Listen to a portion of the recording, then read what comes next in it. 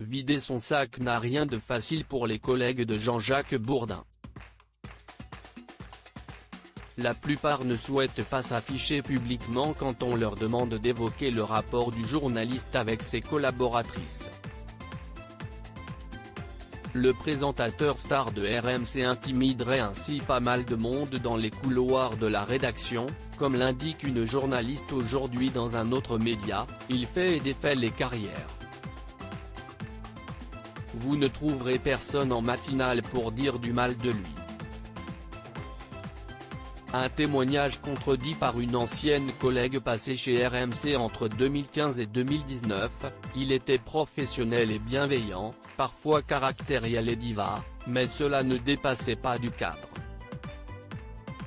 Sa réputation de séducteur agressif est également démentie par un ex-cadre de la maison, il aime les femmes, si est du genre à les regarder avec insistance mais si est tout.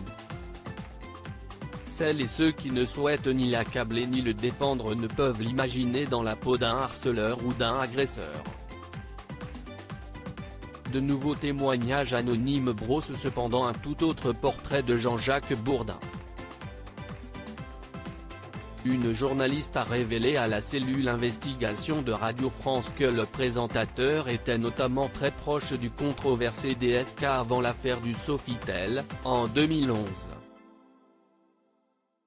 Le nom de Bourdin a d'ailleurs été prononcé dans la sulfureuse affaire du Carlton de Lille. Il s'agirait d'une standardiste stagiaire de RMC, alors âgée de 24 ans, sur laquelle DSK aurait flashé en visite à la radio dans le cadre d'une émission. À sa demande, Bourdin lui aurait communiqué le numéro de la jeune femme, ce que confirme une ordonnance de renvoi devant le tribunal correctionnel. Si est-il le début d'une descente en enfer pour la standardiste que le futur patron du FMI embringue dans des soirées libertines. De nouveaux témoignages anonymes contre Jean-Jacques Bourdin. 3 autres témoignages compilés par France Inter témoignent du comportement erratique de Jean-Jacques Bourdin à l'égard de la réinité féminine. En 1996, alors qu'il présente l'émission du midi Les auditeurs ont la parole, le journaliste invite à déjeuner une stagiaire au service économique âgée de 19 ans. Le récit du témoin, aujourd'hui quadragénaire, a de quoi glacer le sang, il m'invite au café de Flore. Très vite, il me dit qu'il écrit de la littérature érotique sous pseudonyme, que je l'inspire beaucoup et qu'il aimerait que je l'accompagne sur les berges de la Seine, lieu de ses récits. Sa parole a été entendue le 9 février dernier au commissariat de police du 16e arrondissement de Paris. Si est ensuite une autre collègue de Jean-Jacques Bourdin au début des années 2000 qui évoque la rédaction comme un terrain de jeu, pas un terrain de chasse pour l'animateur. Il essayait. Des fois ça marchait, des fois ça ne marchait pas.